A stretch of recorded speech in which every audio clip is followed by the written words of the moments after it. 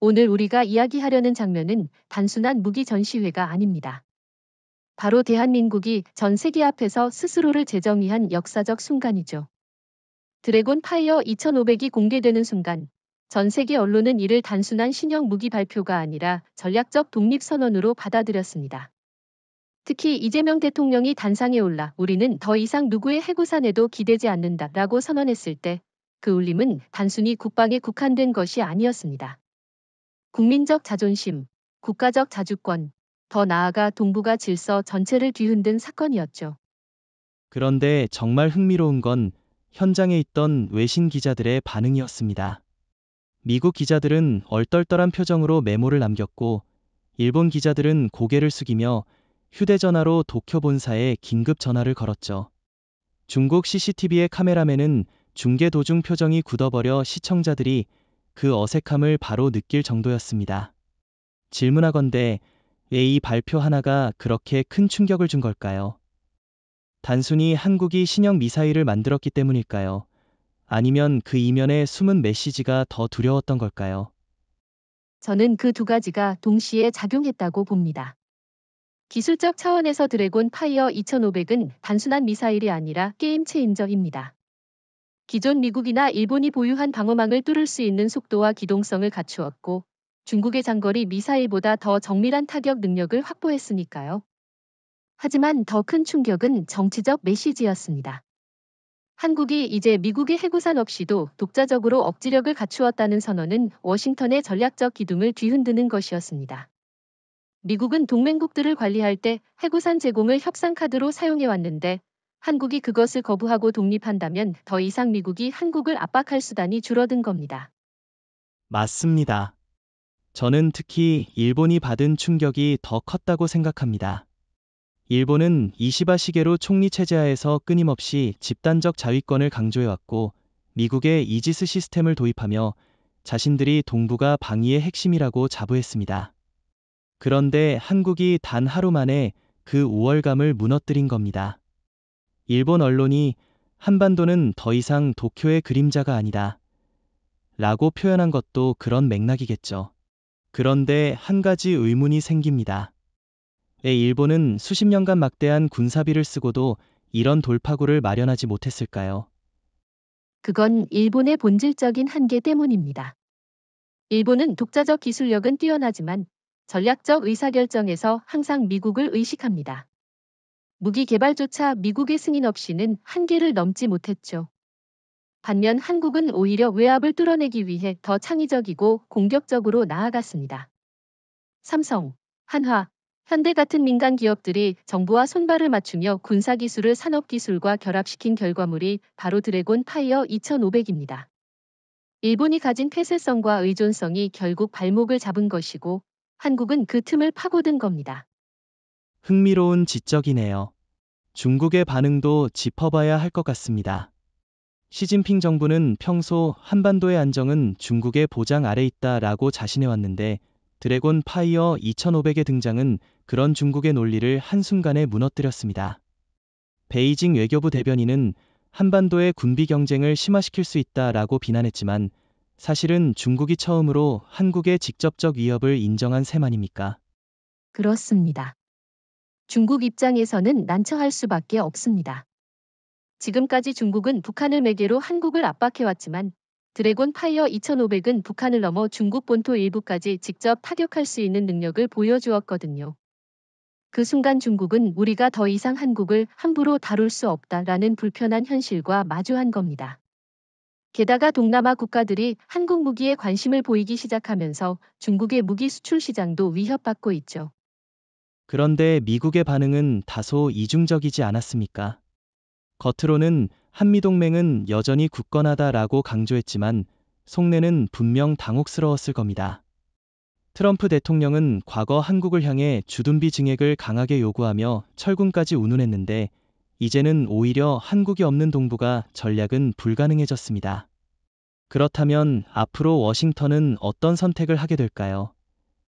저는 미국이 결국 양보할 수밖에 없다고 봅니다. 왜냐하면 이미 미국 내 싱크탱크 보고서에서도 한국의 독립적 억지력은 미국의 인도 태평양 전략의 필수라는 평가가 나왔습니다. 미국이 동맹을 잃는 순간 중국과 러시아가 빈틈을 파고들 것이 분명하기 때문이죠.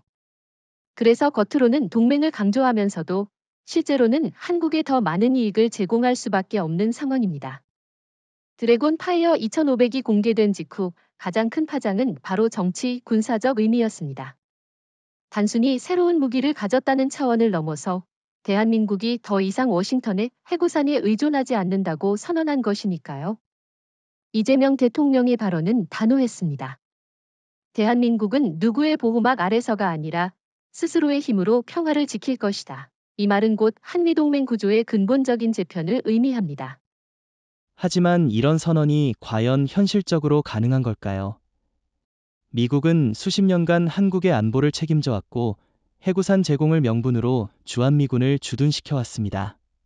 한국이 독자적으로 억지력을 구축했다고 해도 미국이 완전히 배제될 수 있을까요?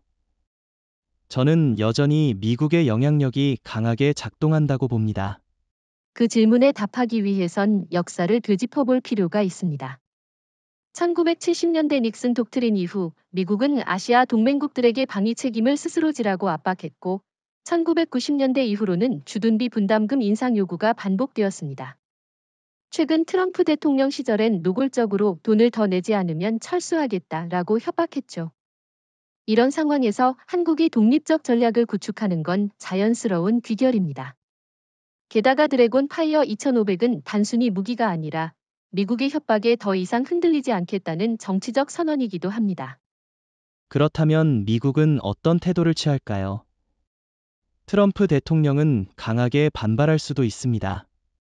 그는 동맹국들이 미국의 우산을 떠나는 걸 자신의 권위에 대한 도전으로 볼 테니까요. 그러나 반대로 미국이 한국을 잃는다면 인도 태평양 전략 자체가 붕괴될 위험이 있습니다. 과연 워싱턴은 끝까지 강경하게 나갈 수 있을까요? 아니면 한국에 양보할 수밖에 없을까요? 저는 두 번째 가능성이 더 크다고 봅니다. 이미 미국 내 전략국제문제연구소 CSIS 보고서에서도 한국은 이제 동맹이 아니라 파트너로 대우해야 한다라는 주장이 나왔습니다. 미국이 아무리 초강대국이라 해도 중국과 러시아라는 거대한 상대와 동시에 맞서기 위해선 한국 같은 확실한 우방이 필요합니다. 따라서 워싱턴은 공개적으로 반발하더라도 실제 협상 테이블에선 양보할 수밖에 없는 구조입니다. 그런데 여기서 중요한 건 국민 정서입니다. 한국 국민들은 오랫동안 미국을 동맹으로 생각했지만 동시에 종속된 위치라는 불편함을 느껴왔습니다. 이번 드래곤 파이어 2500의 등장은 마치 1945년 광복 이후 두 번째 독립을 맞이한 듯한 감정을 불러일으켰습니다. 국민적 지지가 이렇게 강력하다면 한국 정부도 더 이상 미국에 끌려다니지 않을 힘을 얻게 되는 거죠. 실제로 최근 여론조사에서도 한국은 독자적 핵 억지력을 가져야 한다라는 응답이 70%를 넘었습니다. 특히 60대 이상 응답자들이 이제는 미국의 간섭에서 벗어나야 한다라고 답한 비율이 높았다는 건 주목할 만합니다. 보수와 진보를 막론하고 국민적 합의가 형성된 셈이죠. 결국 미국의 해구사는 더 이상 정치적 신뢰 자산이 아니라 오히려 종속의 상징으로 전락했습니다. 하지만 그렇다고 해서 한미동맹을 완전히 버릴 수는 없지 않습니까? 경제, 외교, 기술 협력 차원에서 미국은 여전히 중요한 파트너입니다. 저는 한국이 미국과의 동맹을 유지하되 더 이상 종속되지 않는 대등한 관계로 나아가야 한다고 봅니다. 문제는 워싱턴이 그 변화를 받아들일 수 있을지 여부겠죠. 이제 본격적으로 드래곤 파이어 2500의 기술적 핵심을 짚어봐야 합니다.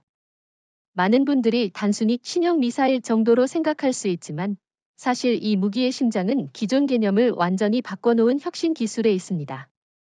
첫째는 추진체입니다. 전통적인 고체 연료 방식에서 벗어나 하이브리드 점화 체계를 도입했는데 이로 인해 발사 직후 가속력이 폭발적으로 증가합니다. 단순한 수치로 말하자면 기존 현무 계열보다 7배 이상 빠른 가속을 보여줍니다. 가속력만으로 그렇게 큰 차이를 만들어낼 수 있을까요? 중국의 DF 계열 미사일도 초기 속도는 상당히 빠른 걸로 알려져 있습니다. 저는 오히려 유도 시스템의 정밀성이 더 중요한 차이라고 보는데요. 한국이 어떤 방식을 적용했길래 미국조차 긴장하는 수준이 된 걸까요? 좋은 지적입니다. 바로 그 두 번째 핵심이 유도의 항법 체계입니다. 드래곤 파이어 2500은 GPS뿐 아니라 자체 개발한 한국형 위성 항법 체계 KPS를 병행 사용합니다. 이중 3중 암호화를 통해 전자전 상황에서도 오차 범위가 30cm 이하로 유지됩니다. 일본의 이지스 시스템은 최대 2m 오차가 발생할 수 있는데 이 정도 차이라면 요격 성공률이 급격히 떨어집니다. 한마디로 맞출 수 없는 속도와 비껴갈 수 없는 정밀성이 동시에 구현된 겁니다. 그렇다면 세 번째 요소는 어떤 것입니까? 단순히 빠르고 정밀하다면 미국이나 러시아도 비슷한 수준의 무기를 갖고 있지 않나요? 세 번째는 방어 능력입니다. 보통 공격 무기의 방어 기능을 말하는 건 생소하지만 드래곤 파이어 2500은 접근 요격 미사일을 회피하는 회피 기동 알고리즘을 내장했습니다.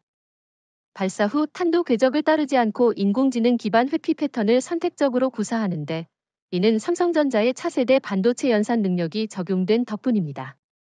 쉽게 말해 요격 미사일이 날아오면 순간적으로 비정형 궤적을 만들어내 적의 방어망을 혼란에 빠뜨립니다. 미국조차 이 기술은 실전 배치하지 못했습니다. 이 대목이 정말 중요하군요. 결국 한국의 민간 기술력이 군사 영역으로 확장된 사례라는 건데 삼성의 반도체, 한화의 추진체, 현대의 복합 소재가 모두 결합된 결과물이 바로 드래곤 파이어 2500이라는 거군요. 그런데 이런 복합적 협력이 가능했던 배경은 뭘까요? 일본이나 중국은 국방 기업이 따로 있고 민간과의 협력이 제한적인데 한국은 왜 이 구조가 가능했을까요? 바로 한국 특유의 민군융합 모델 덕분입니다. 일본은 미국 눈치를 보느라 방위산업에 민간 기술을 과감히 투입하지 못했습니다. 중국은 군사기술은 군사기술, 민간기술은 민간기술로 나누어 관리하다 보니 융합이 느리죠. 반면 한국은 수출형 산업 구조 덕분에 기술을 상호 이전하며 빠르게 발전시켰습니다. 예컨대 현대자동차의 전기차 배터리 안정화 알고리즘이 유도체계에 접목되었고 LG화학의 고내열 소재가 미사일 외피로 사용된 겁니다. 이건 한국만이 할 수 있는 융합형 발전 모델이죠. 그럼 이 무기가 실전 배치될 경우 어떤 상황이 벌어질까요? 북한은 물론이고 일본, 중국도 이 무기를 막을 방법이 사실상 없다는 말 아닙니까? 정확합니다. 북한의 미사일 방어망은 오래전에 한계가 드러났고 일본의 이지스 시스템은 드래곤 파이어 2500의 변칙 궤적을 추적하기 어렵습니다. 중국의 HQ-9 방공 시스템도 속도와 회피 패턴 앞에서는 무력화될 가능성이 높습니다.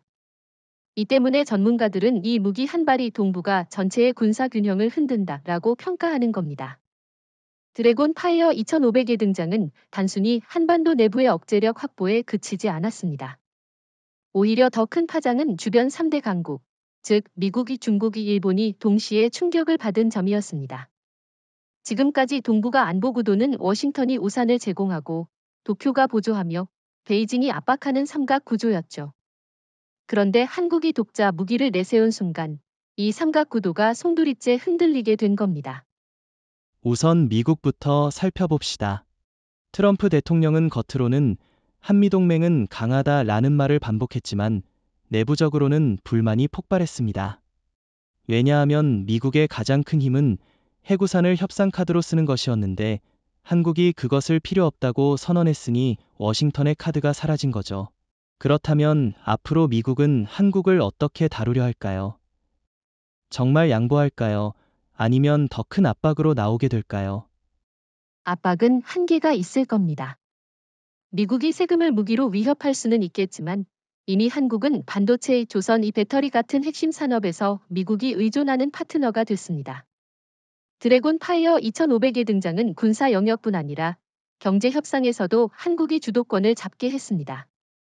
예컨대 관세 문제에서 우리 무기가 없으면 당신들의 인도 이 태평양 전략은 무너진다라고 말할 수 있는 힘이 생긴 거죠. 그렇다면 일본은 어떻습니까? 일본은 이시바 시게루 총리 체제에서 재무장을 내세우며 끊임없이 군사적 자립을 강조했지만 실제론 미국의 방위 시스템에 기대어 왔습니다. 그런데 드래곤 파이어 2500이 등장하자 일본의 이지스 체계는 하루아침에 무력화될 위험에 놓였죠. 저는 일본이 가장 큰 위기를 느끼고 있다고 봅니다. 그런데 질문하겠습니다. 왜 일본은 한국처럼 이런 혁신적 무기를 만들지 못했을까요? 그 이유는 분명합니다. 일본은 기술력은 뛰어나지만 정치적으로 독립할 수 없는 나라입니다.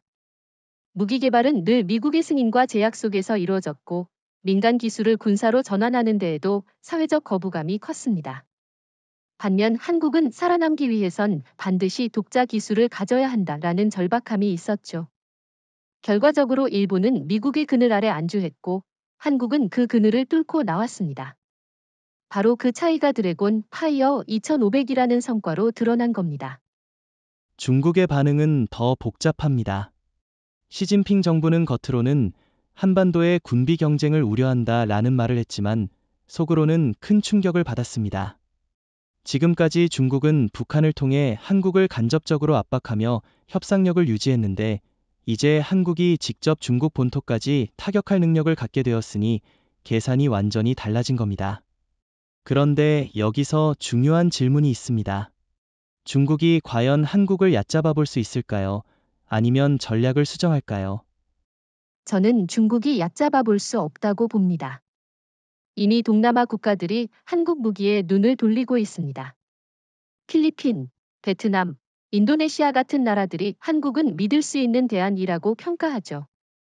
중국이 무기 수출 시장에서 밀릴 가능성이 커진 겁니다. 더 나아가 한국이 드래곤 파이어 2500을 통해 보여준 것은 우리는 단순히 방어자가 아니라 전략적 공격자도 될 수 있다는 사실입니다.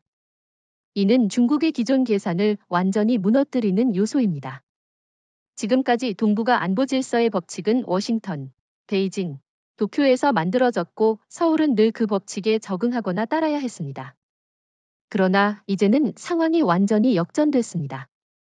한국이 독자적 억지력을 갖춘 순간 협상의 장에서 룰을 만드는 자로 변모한 것이죠. 하지만 규칙을 만든다는 건 단순히 무기를 보유한다고 되는 게 아닙니다. 실제로 주변국들이 그 룰을 받아들이도록 강제할 수 있어야 합니다. 과연 한국이 그런 힘을 가지고 있다고 보십니까? 미국이나 중국 같은 대국이 서울의 제안을 진지하게 따를까요? 바로 드래곤 파이어 2500이 그 힘을 만들어 주었습니다. 예를 들어 보겠습니다. 북한이 국경 근처에서 도발적 행동을 할 때 과거 한국은 미국과 상의하고 대응 수위를 조절해야 했습니다. 그러나 지금은 한국이 독자적으로 대응할 수 있고 심지어 미국에게 개입하지 말라고 말할 수 있는 위치에 선 겁니다. 중국이 남중국해에서 영향력을 확대하려 할 때도 마찬가지입니다. 동남아 국가들이 한국의 중재를 요청하는 상황이 벌어지고 있습니다. 동남아 국가들의 태도는 흥미롭습니다. 베트남, 필리핀, 인도네시아는 그동안 미국과 중국 사이에서 줄타기를 해왔지만 이제는 한국을 제3의 균형자로 보기 시작했습니다. 즉, 한국이 무기를 제공하고 군사 협력을 확대한다면 그 자체로 새로운 법칙이 되는 셈이죠. 하지만 여기서 의문이 있습니다. 한국이 과연 이런 책임을 감당할 수 있을까요? 단순한 무기 판매자가 아니라 질서의 설계자가 되는 건 훨씬 무거운 과제 아닙니까? 물론 책임은 무겁습니다. 그러나 한국은 이미 산업, 경제, 외교 전반에서 그 무게를 감당할 역량을 키웠습니다.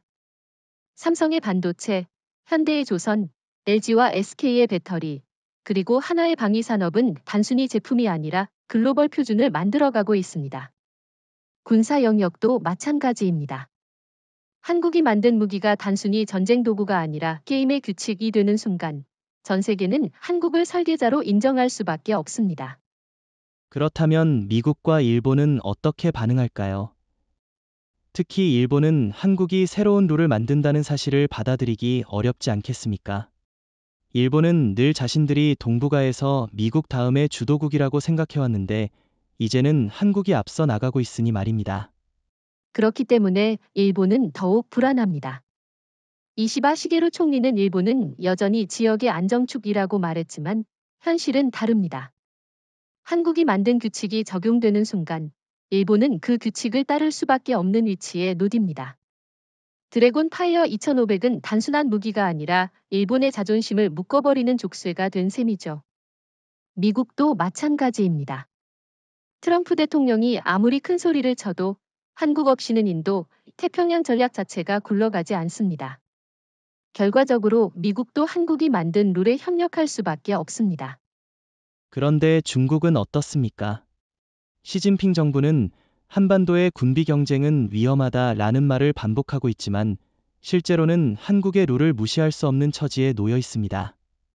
예를 들어 한국이 대만 문제에서 중립을 선언하고 동시에 동남아 국가들과 협력하면 중국의 전략 공간은 급격히 좁아집니다. 결국 중국도 한국의 룰을 인정하지 않을 수 없는 상황에 몰리고 있는 것 아닙니까? 맞습니다. 중국은 겉으로 강경하게 나오지만 실제로는 한국과의 경제 협력을 유지하지 않으면 국내 경제가 흔들릴 위험을 안고 있습니다. 반도체, 배터리, 조선 분야에서 한국 의존도를 무시할 수 없으니까요. 결국 베이징은 불편하더라도 한국의 룰을 받아들일 수밖에 없는 겁니다. 드래곤 파이어 2500이 공개된 순간 가장 큰 충격을 받은 집단은 사실 주한미군이었습니다. 수십 년 동안 우리가 없으면 한국은 존재할 수 없다라는 암묵적 전제를 가지고 있었는데 그 기둥이 무너져 내린 겁니다. 미국 군사 전문지 스타워즈 앤드 스트라이프스는 공개 직후 사설에서 주한미군의 존재 이유가 근본적으로 흔들리고 있다라고 분석했습니다. 단순한 과장이 아니라 실제로 그들의 작전 계획과 전략적 입지가 송두리째 흔들린 겁니다. 하지만 여전히 주한미군이 중요한 건 사실 아닙니까? 첨단 정찰 능력, 항공모함과의 연계, 미사일 방어 체계 같은 요소는 한국 혼자서 완벽히 대체하기 어렵지 않을까요? 저는 아직도 주한미군이 일정 부분 필요하다고 보는데요. 그 부분은 과거에는 맞았습니다. 그러나 지금은 상황이 달라졌습니다. 한국은 이미 자체 정찰 위성을 발사했고 군 정찰 위성 5기 체계가 완성되면 미군에 의존하지 않아도 됩니다. 미사일 방어 체계 역시 드래곤 파이어 2500이 제공하는 억지력이 훨씬 강력합니다. 상대가 아예 공격할 엄두를 못 내게 만드는 무기가 있다면 복잡한 방어 시스템보다 훨씬 효과적이죠. 게다가 공군력 측면에서도 KF-21이 배치되고 한국형 조기 경보기와 무인 전투기까지 준비 중입니다. 그렇다 해도 미군의 상징적 의미는 여전히 크지 않습니까? 북한뿐만 아니라 중국과 일본도 주한미군을 미국의 의지로 받아들이고 있었는데 만약 한국이 독자적으로만 가겠다고 선언한다면 불필요한 긴장이 커질 수도 있습니다. 오히려 위험해지는 것 아닐까요? 그건 과거의 논리입니다. 오히려 지금은 반대입니다. 주한미군이 있다는 건 한국이 여전히 미국의 승인 없이는 독자 행동을 못한다는 상징처럼 보일 수 있습니다.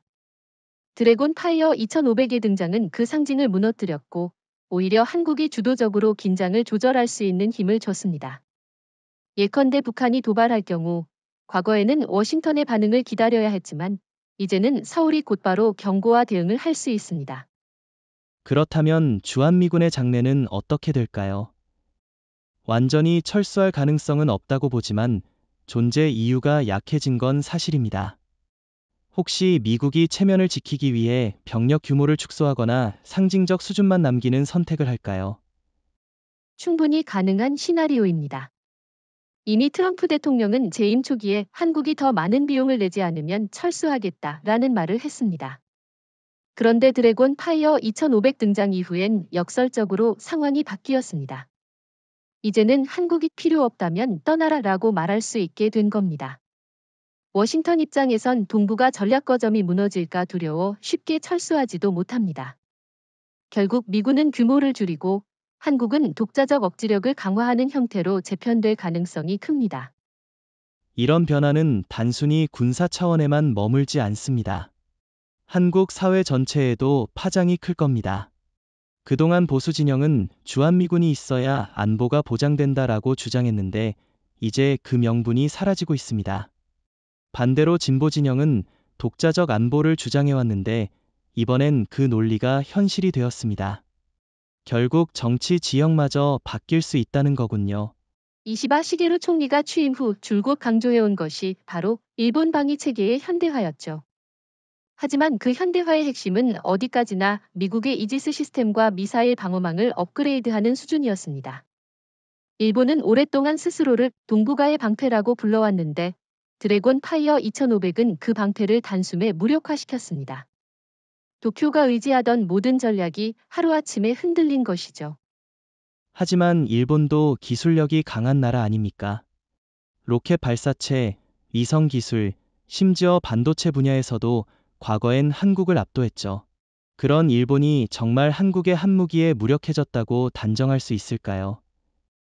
저는 여전히 일본이 나름의 대응책을 마련할 가능성이 있다고 봅니다. 물론 일본의 기술력이 뛰어난 건 사실입니다. 하지만 중요한 건 독립성입니다. 일본은 군사 주권의 상당 부분을 미국에 의존하고 있습니다. 모든 무기 체계가 미국과의 공동 개발 또는 미국 기술을 기반으로 하기 때문에 독자적 돌파구를 마련하기 어렵습니다. 반면 한국은 미국의 견제를 받으면서도 민군 융합을 통해 독자 기술을 구축해왔습니다. 드래곤 파이어 2500은 그 차이가 극명하게 드러난 사례입니다. 일본이 아무리 뛰어난 엔지니어를 갖고 있어도 미국의 승인이 없으면 전략 무기를 개발하기 어렵습니다. 그렇다면 일본의 안보는 어떤 상황에 놓이게 될까요? 한국의 무기가 일본 방어망을 무력화할 수 있다는 건 결국 도쿄가 평양이나 베이징보다 서울을 더 두려워해야 한다는 뜻 아닙니까? 이런 변화가 일본 사회에 어떤 파장을 일으킬까요? 이미 파장은 시작됐습니다. 일본 주요 언론은 드래곤 파이어 2500 발표 직후 일본은 새로운 암흑기에 들어섰다라는 표현을 사용했습니다. 특히 도쿄대 국제정치학 교수는 이제 일본의 방어 체계는 한국에 의해 뚫릴 수 있다라고 공개적으로 말했습니다. 일본 국민들도 충격을 받았습니다. 과거에는 북한 미사일이 공포의 대상이었지만 이제는 우호적 동맹국으로 여겼던 한국의 무기가 일본 안보를 위협할 수 있다는 사실에 혼란스러워하고 있습니다. 그렇다고 해서 한국이 일본을 직접 위협 대상으로 삼는 건 아니지 않습니까? 한국은 어디까지나 자주 국방을 위한 무기라고 강조합니다. 그런데 왜 일본은 이렇게 과민하게 반응하는 걸까요? 그 이유는 일본의 역사적 트라우마에 있습니다. 일본은 제2차 세계대전 패전 이후 스스로 무력화된 국가로 살아왔습니다. 그 과정에서 미국의 보호를 받으며 안정을 유지했죠. 그런데 한국이 독자적 전략 무기를 공개하는 순간 일본은 자신들이 여전히 미국의 그늘에 묶여 있다는 현실을 직시해야 했습니다. 즉, 한국의 등장은 일본에게 단순한 군사적 위협이 아니라 정치, 심리적 굴욕을 의미하는 겁니다. 흥미로운 시각입니다.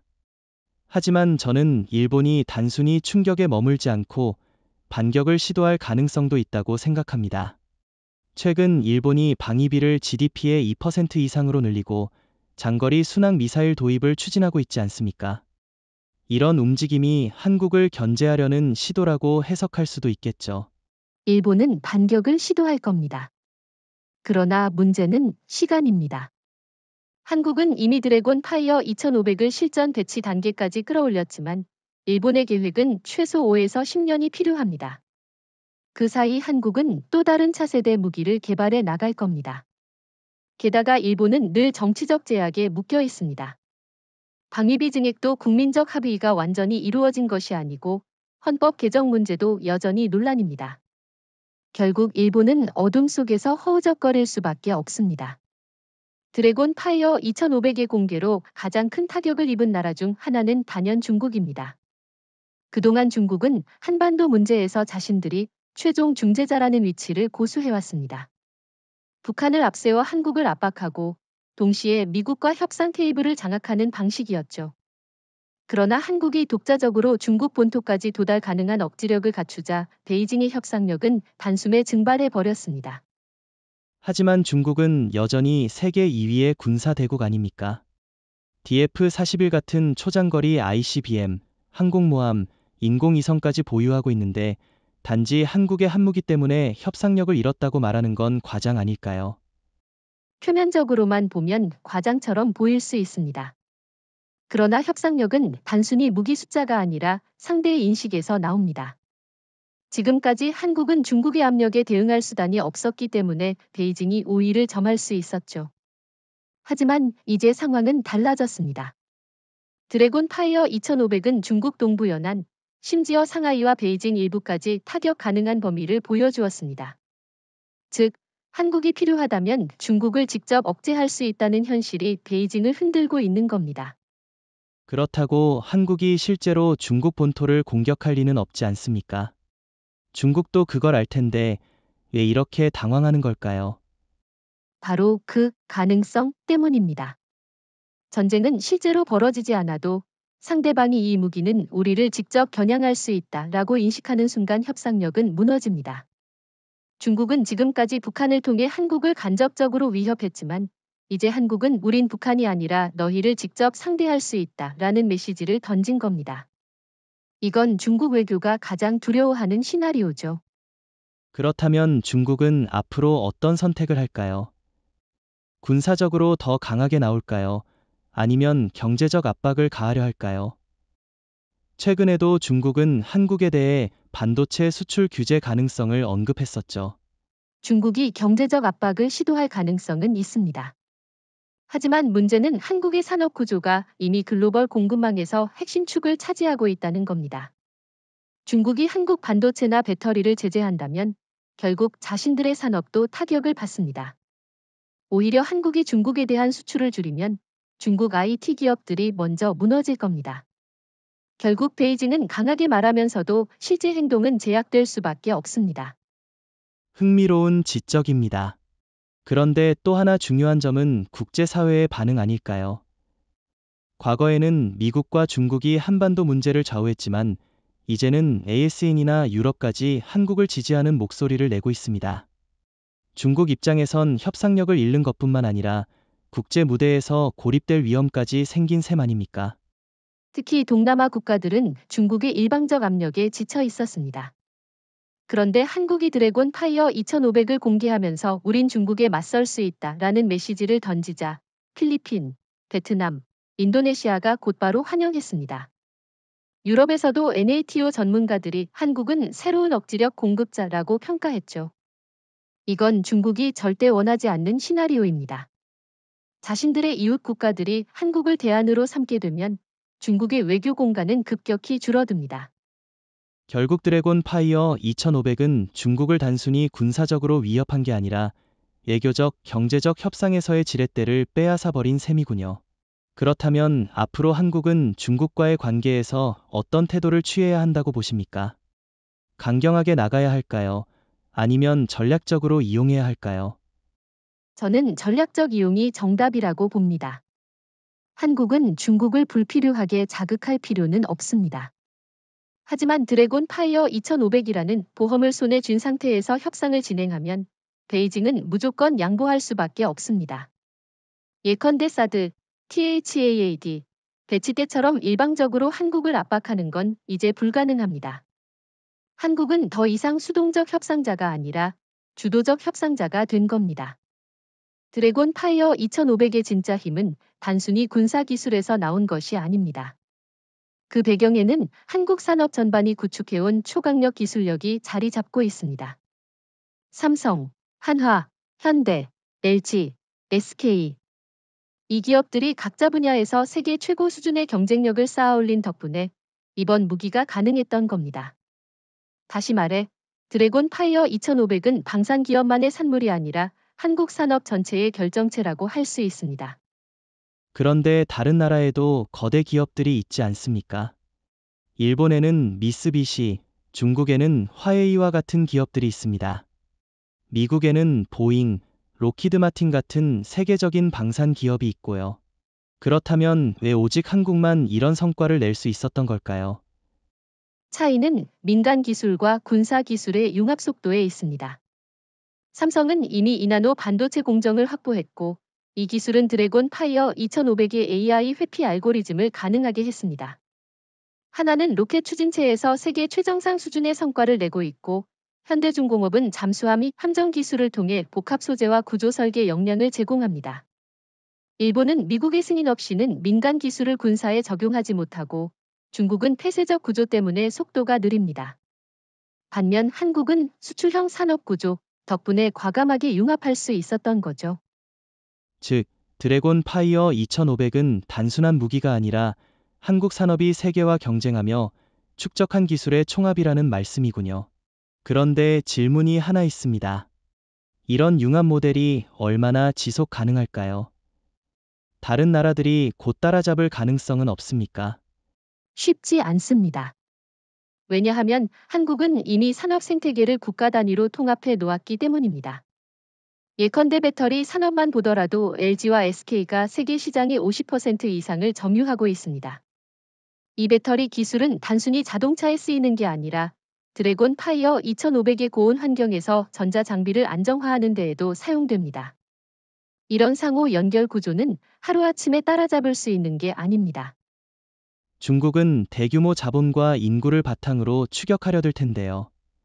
이미 중국은 자국산 반도체와 군사 장비에 막대한 투자를 하고 있습니다. 한국이 지금처럼 앞서 나가려면 어떤 조건이 필요할까요? 핵심은 품질과 신뢰입니다. 중국 제품은 양적으로는 많지만 신뢰성에서 치명적인 약점을 갖고 있습니다. 반면 한국은 철저한 검증과 국제 기준을 충족하는 시스템을 갖추고 있습니다. 예를 들어 유럽 방산 시장에서 중국산 무기는 거의 채택되지 않지만 한국산 K9 자주포나 K2 전차는 줄줄이 계약에 성공하고 있지 않습니까? 드래곤 파이어 2500 역시 같은 원리로 신뢰성을 무기로 삼고 있습니다. 그렇다면 미국의 방산 기업들은요? 로키드 마틴이나 보잉은 여전히 막강한데 이들과 비교했을 때 한국 산업의 차별성은 무엇입니까? 미국 기업들은 규모는 크지만 정치적 이해관계에 묶여 있습니다. 기술을 군사에 투입할 때 의회의 승인을 받아야 하고 가격도 천문학적으로 비쌉니다. 반면 한국은 효율과 속도를 무기로 합니다. KF-21 사업만 해도 미국이 같은 성능의 전투기를 개발했다면 최소 1000억 달러가 필요했을 겁니다. 그러나 한국은 200억 달러 수준에서 이를 가능하게 했습니다. 드래곤 파이어 2500 역시 마찬가지입니다. 미국보다 훨씬 저렴한 비용으로 더 혁신적인 무기를 만들어낸 거죠. 결국 드래곤 파이어 2500은 한국 산업이 만들어낸 산업 군사 복합체의 산물이라는 거군요. 그렇다면 앞으로 이 모델은 어떤 확장 가능성을 가질까요? 앞으로는 더 강력해집니다. 한국은 이미 양자 컴퓨팅, 차세대 배터리, 극초음속 소재 연구를 진행하고 있습니다. 이 모든 것이 향후 차세대 무기에 적용될 겁니다. 다시 말해, 드래곤 파이어 2500은 끝이 아니라 시작입니다. 한국 산업이 뒷받침하는 한, 세계는 앞으로 계속 한국이 내놓는 무기에 놀라게 될 겁니다. 드래곤 파이어 2500의 등장은 동북아에서만 파장을 일으킨 것이 아닙니다. 오히려 동남아와 유럽이 더 민감하게 반응했습니다. 왜냐하면 이 지역들은 지금까지 미국이나 러시아 혹은 중국산 무기에 의존해왔는데 이제는 한국이 새로운 공급자로 떠올랐기 때문입니다. 특히 동남아 국가들은 중국의 영향력과 미국의 간섭 사이에서 줄타기를 하며 늘 불안정을 겪었죠. 그런데 서울이 독자적인 전략 무기를 보유하면서 상황이 완전히 달라졌습니다. 그렇다면 ASEAN 국가들이 구체적으로 어떤 반응을 보였습니까? 단순히 관심을 보인 수준일까요? 아니면 실제로 한국과 협력하려는 움직임이 있었을까요? 실제로 움직임이 있었습니다. 필리핀 국방부는 공개적으로 한국은 신뢰할 수 있는 무기 공급자라고 언급했고, 베트남은 드래곤 파이어 2500 기술의 일부를 공유받을 수 있는 협력 가능성을 타진했습니다. 인도네시아는 이미 KF-21 공동 개발에 참여하고 있는데, 이번 발표 이후 장거리 타격 무기에서도 한국과 손잡을 수 있다라는 메시지를 내놓았습니다. 과거 같으면 이런 요구를 미국이나 러시아에 했을 텐데, 이제는 한국을 먼저 찾는 겁니다. 흥미롭군요. 그런데 유럽의 반응도 중요합니다. 유럽은 이미 나토 체계가 있고 미국과의 군사동맹도 강력합니다. 그런데 왜 유럽이 한국 무기에 관심을 보이는 걸까요? 유럽의 문제는 바로 속도와 가격입니다. 독일은 아직도 전차 한 대를 제대로 공급하지 못하고 있고 프랑스의 차세대 무기들은 예산 문제로 지연되고 있습니다. 반면 한국은 K2 전차, K9 자주포, 그리고 이번 드래곤 파이어 2500까지 단기간에 실전 배치 가능한 무기를 보여주었습니다. 폴란드가 이미 한국 무기를 대규모로 도입한 것도 같은 이유죠. 유럽 국가들은 러시아와의 긴장 속에서 즉시 사용할 수 있는 무기를 원합니다. 한국은 바로 그 요구를 충족시킨 겁니다. 그럼 러시아의 입장도 궁금합니다. 푸틴 대통령은 유럽이 한국 무기에 의존하는 걸 불편해하지 않겠습니까? 결국 러시아의 전략적 영향력이 줄어드는 거니까요. 러시아는 공개적으로 한국을 비난하진 않았지만 러시아 국방부 관계자가 한국의 무기 수출이 유럽의 균형을 깨뜨리고 있다라고 발언한 바 있습니다. 사실 러시아 입장에선 한국 무기가 NATO에 들어가는 순간 자국의 전통적 우위가 사라지는 겁니다. 한국은 직접적으로 러시아와 적대하지 않으면서도 결과적으로 러시아를 압박하는 효과를 만들어낸 거죠. 다시 ASEAN으로 돌아가 봅시다. 동남아 국가들이 한국 무기를 도입한다면 중국과의 갈등이 더 심해질 수 있지 않을까요? 특히 베트남이나 필리핀은 남중국해 문제로 이미 중국과 긴장이 심각한데 한국 무기까지 갖게 되면 베이징이 더 강하게 압박하지 않겠습니까? 그러나 동시에 ASEAN 국가들이 한국 무기를 원하는 이유가 바로 거기에 있습니다. 중국의 압박을 견제할 수단이 필요하기 때문입니다. 드래곤 파이어 2500 같은 전략 무기를 직접 도입하긴 어렵겠지만 관련 기술이나 방어용 시스템만으로도 엄청난 억지 효과가 있습니다. 무엇보다 ASEAN은 한국을 정치적 부담 없는 파트너로 봅니다. 미국 무기를 들여오면 워싱턴의 간섭을 감수해야 하고 러시아 무기를 도입하면 제재 위험이 따릅니다. 반면 한국은 정치적 조건을 덜 요구하면서 기술적 신뢰성을 제공합니다. 그렇다면 유럽과 ASEAN 모두 한국을 새로운 대안으로 인식하고 있다는 건데 이 흐름이 장기적으로 유지될까요? 아니면 단기적 현상에 그칠까요? 저는 장기적이라고 봅니다. 왜냐하면 한국은 단순한 공급자가 아니라 혁신적 해결책 제공자이기 때문입니다. 드래곤 파이어 2500이 단순히 강력한 무기가 아니라 산업과 기술 전체가 뒷받침된 프로젝트라는 점을 유럽과 ASEAN이 확인했습니다. 즉, 한국은 일시적인 대안이 아니라 앞으로 국제 무기 시장의 핵심 플레이어가 될 겁니다. 드래곤 파이어 2500의 공개는 단순한 무기 발표가 아니라 국민들에게 두 번째 독립선언으로 받아들여졌습니다. 1945년 해방 이후 한국은 정치적 독립을 얻었지만 군사적으로는 미국의 우산에 의존해야 했습니다. 그런데 이번 발표를 계기로 국민들은 드디어 진정한 의미의 독립을 얻었다라고 느꼈습니다. 서울 광화문에서 즉석으로 시민들이 모여 태극기를 흔들며 환호한 장면이 상징적이었습니다.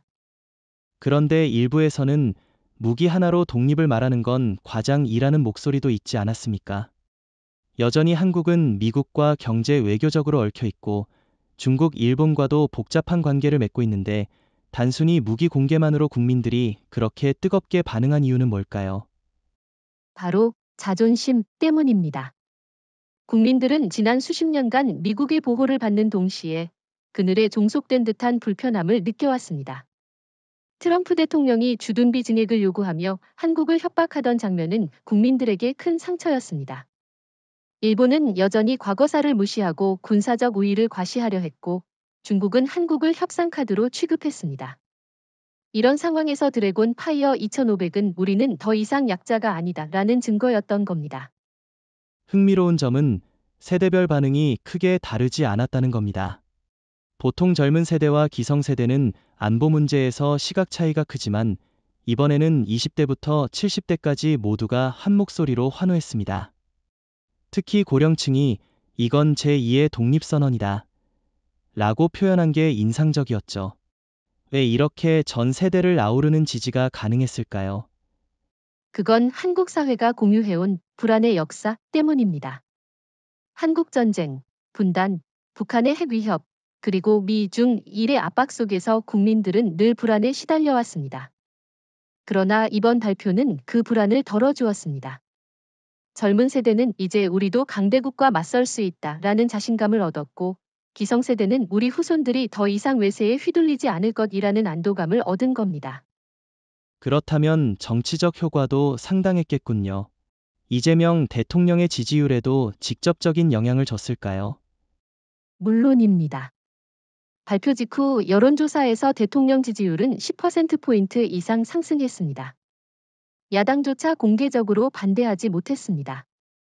심지어 비판적이던 언론도 이번만큼은 자부심을 느낀다라는 논조를 보였습니다. 드래곤 파이어 2500은 군사적 무기가 아니라 정치적 자산으로도 작동한 겁니다. 하지만 무기 개발에 따른 비용 부담이나 국제적 비난 가능성도 있지 않습니까? 국민들이 그런 우려를 제기하지 않았다는 건 의아합니다. 오히려 반대였습니다.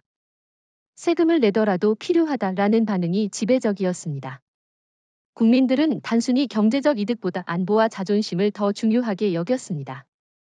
국제적 비난에 대해서도 우리가 살아남기 위해 만드는 무기인데 누가 뭐라 할 자격이 있느냐라는 목소리가 컸습니다. 국민적 합의가 그만큼 강력했던 겁니다. 결국 드래곤 파이어 2500은 무기를 넘어 국민적 정체성을 바꾼 사건이었다는 말씀이군요. 이제 한국 국민들은 더 이상 미국의 그림자 속에 있는 동맹국이 아니라 스스로 운명을 개척하는 주권 국가라는 자부심을 갖게 된 거죠. 정확합니다. 드래곤 파이어 2500은 국민의 마음속에 두 번째 독립선언으로 자리 잡았습니다. 이 무기는 단순히 하늘을 가르는 화염이 아니라 5천만 국민의 가슴 속에 불을 지핀 상징이 되었습니다. 트럼프 대통령은 겉으로는 한미동맹은 여전히 철통 같다라고 말했지만 내부에선 강한 긴장과 불안이 감돌고 있습니다. 왜냐하면 지금까지 미국이 한국을 다루는 가장 강력한 카드가 바로 해구산 제공이었는데 한국이 그 우산을 거부하고 독자적 억지력을 갖게 되면서 그 카드가 무력화되었기 때문입니다. 그렇다 해도 미국은 여전히 세계 최강대국입니다. 경제력, 군사력, 외교력 모든 면에서 한국과 비교할 수 없지 않습니까? 한국이 아무리 강력한 무기를 갖췄다고 해도 미국을 협상 테이블에서 무릎 꿇게 만들 수 있을까요? 좋은 질문입니다. 미국이 여전히 초강대국인 건 사실이죠. 하지만 문제는 필요입니다. 미국은 중국과 러시아라는 두 개의 거대한 상대와 동시에 맞서야 합니다.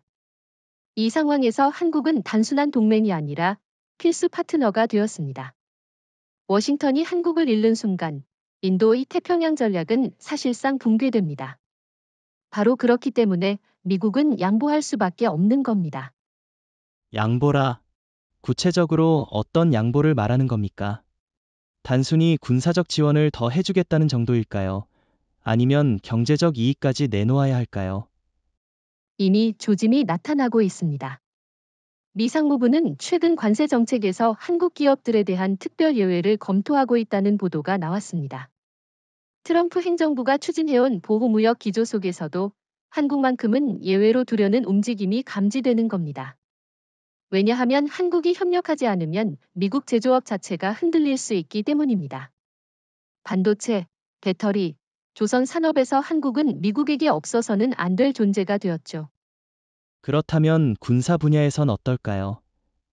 주한미군 문제나 무기 공동개발 문제에서 미국이 더 양보하게 될까요? 충분히 가능합니다. 주한미군 주둔비 분담금 문제만 보더라도 과거에는 미국이 압박했지만 이제는 한국이 협상 주도권을 잡았습니다. 필요 없다면 떠나라라고 말할 수 있는 힘이 생긴 거죠. 무기 공동 개발에서도 한국의 요구가 더 크게 반영될 겁니다.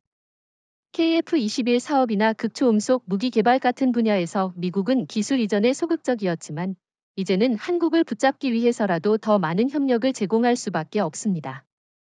하지만 트럼프 대통령의 성격을 고려하면 오히려 강경하게 나올 수도 있지 않을까요?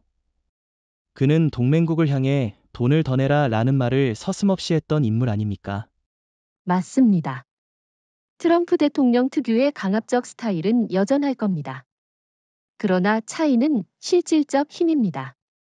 과거에는 한국이 그 말을 들을 수밖에 없었지만 지금은 상황이 다릅니다.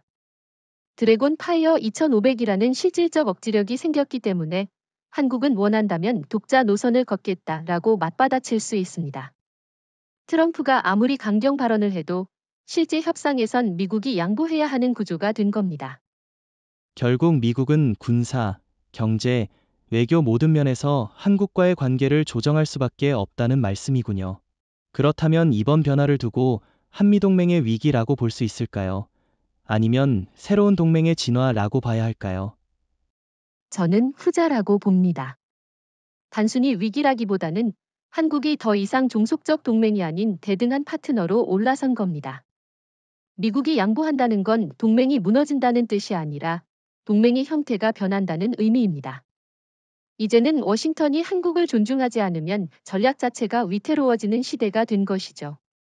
드래곤 파이어 2500은 미국을 무릎 꿇게 만든 게 아니라 미국이 스스로 양보할 수밖에 없는 구조를 만든 무기라는 거군요. 드래곤 파이어 2500의 공개는 단순히 한반도 안보의 균형을 바꾸는 데서 끝나지 않았습니다. 오히려 더 큰 파장은 세계 무기 시장에서 일어나고 있습니다.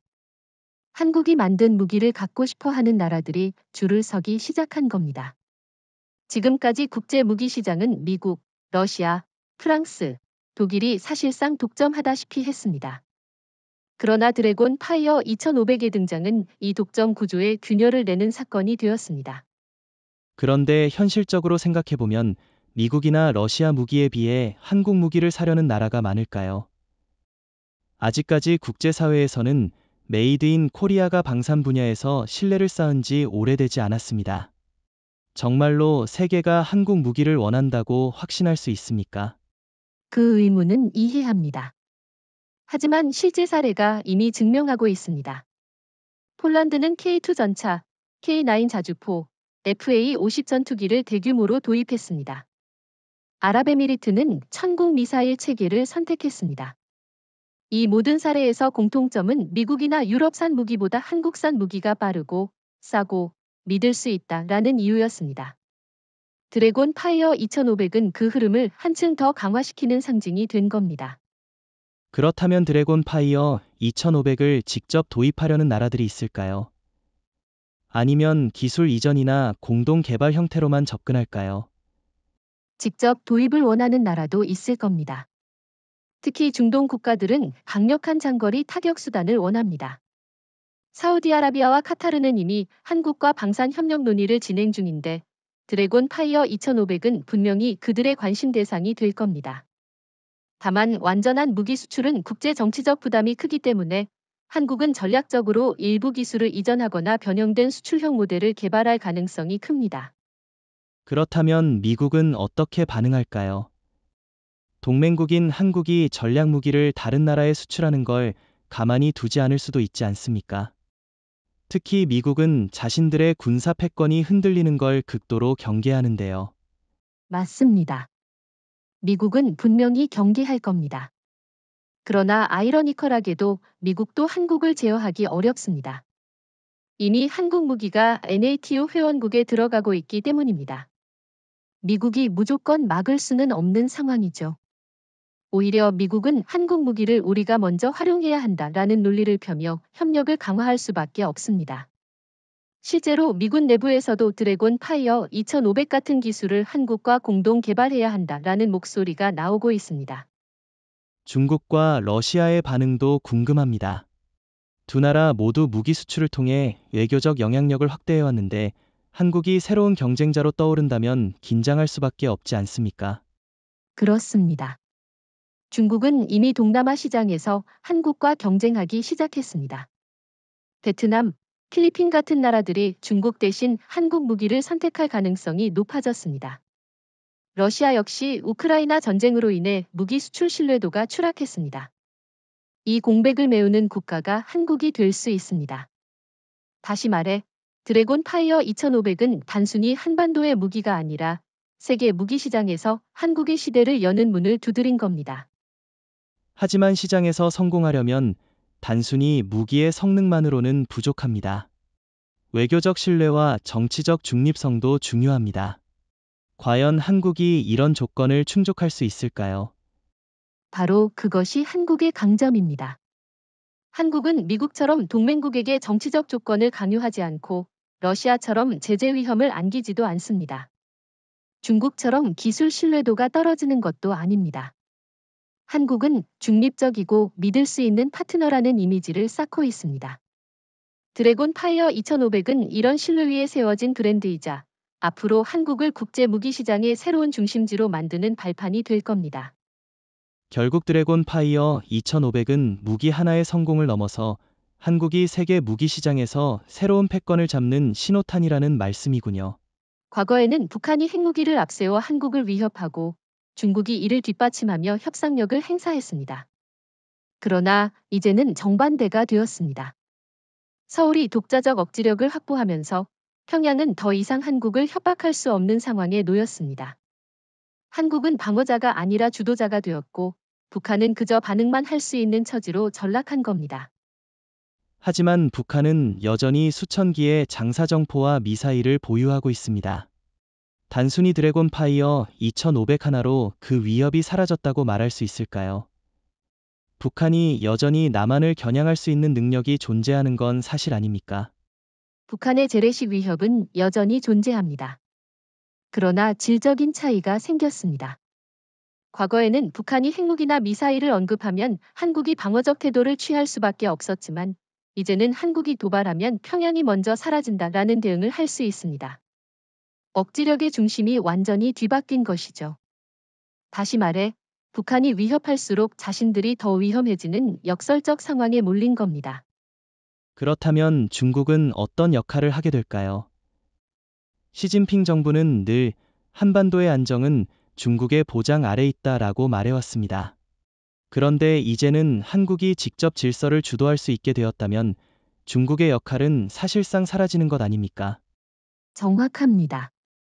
중국은 한반도 문제에서 중재자라는 타이틀을 잃어버렸습니다. 드래곤 파이어 2500이 북한과 중국 본토 일부까지 타격할 수 있다는 사실은 베이징이 더 이상 한국을 압박할 수 없다는 의미입니다. 오히려 한국이 우리의 안보와 평화는 우리가 책임진다라고 선언한 순간 중국의 개입 명분은 사라졌습니다. 일본의 경우는 어떻습니까? 일본은 늘 북한의 위협을 이유로 군사력을 강화해왔습니다. 그런데 이제는 한국이 새로운 균형자가 되면서 일본이 한반도 문제에 끼어들 명분조차 줄어든 것 아닙니까? 바로 그렇습니다. 일본은 그동안 북한 미사일을 명분으로 이지스 시스템을 강화하고 방위비를 증액해왔습니다. 그러나 드래곤 파이어 2500이 등장하면서 일본의 논리가 설 자리를 잃었습니다. 더 이상 북한 위협을 이유로만 움직일 수 없고 오히려 한국의 움직임에 종속될 수밖에 없는 구조가 된 겁니다. 결국 이 모든 변화는 한국이 한반도의 질서를 단독으로 결정할 수 있는 시대가 열렸다는 뜻이군요. 하지만 국제사회가 이를 인정할까요? 여전히 미국이나 중국은 영향력을 행사하려 들지 않겠습니까? 물론 그럴 겁니다. 그러나 차이는 이제 그들의 개입이 필수가 아니라 선택이 되었다는 점입니다. 과거에는 미국이나 중국 없이는 한반도 문제 해결이 불가능했지만 이제는 한국이 주도권을 쥐고 있기 때문에 그들이 개입하려면 한국의 조건을 받아들여야 합니다. 즉, 한국이 룰을 만들고 국제사회는 그 룰에 맞춰 움직이는 구조가 된 겁니다.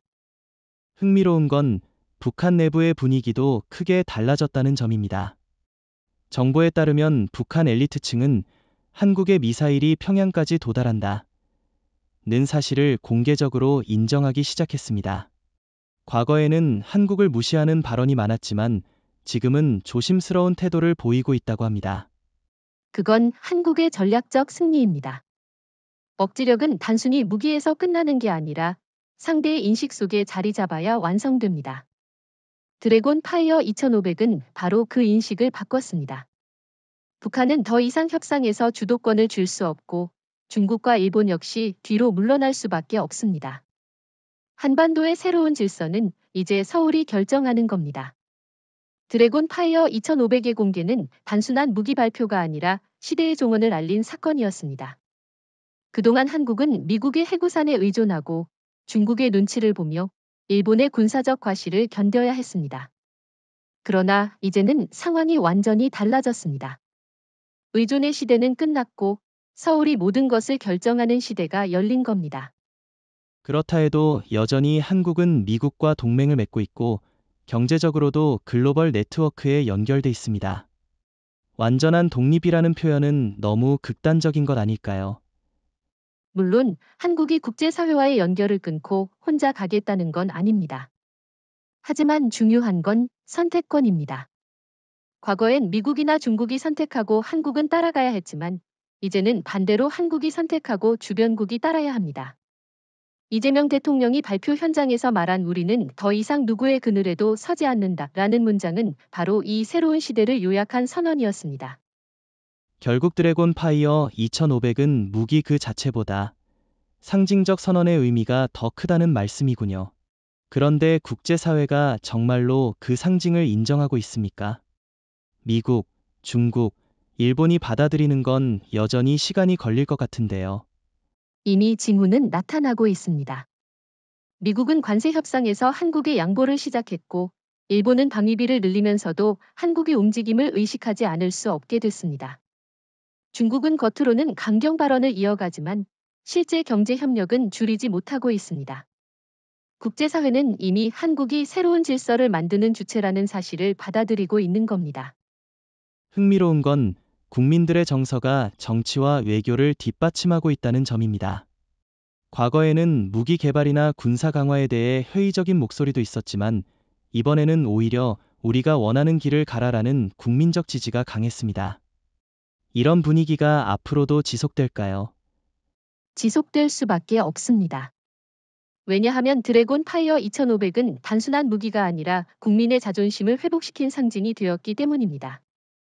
이제 한국인들은 자신 있게 말할 수 있습니다. 우린 더 이상 의존하지 않는다. 우리가 결정한다. 이 의식의 변화는 되돌릴 수 없는 흐름입니다. 그렇다면 앞으로 한국 외교와 안보 전략은 어떻게 진화할까요? 단순히 한반도 방어를 넘어 세계적 차원에서 영향력을 확대하는 방향으로 나아갈까요? 이미 유럽과 ASEAN 국가들이 한국 무기에 눈길을 돌리고 있습니다.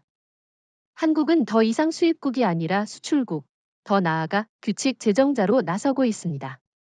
앞으로 한국은 무기뿐만 아니라 기술, 산업, 외교 모든 분야에서 세계 질서를 재편하는 축으로 자리 잡게 될 겁니다.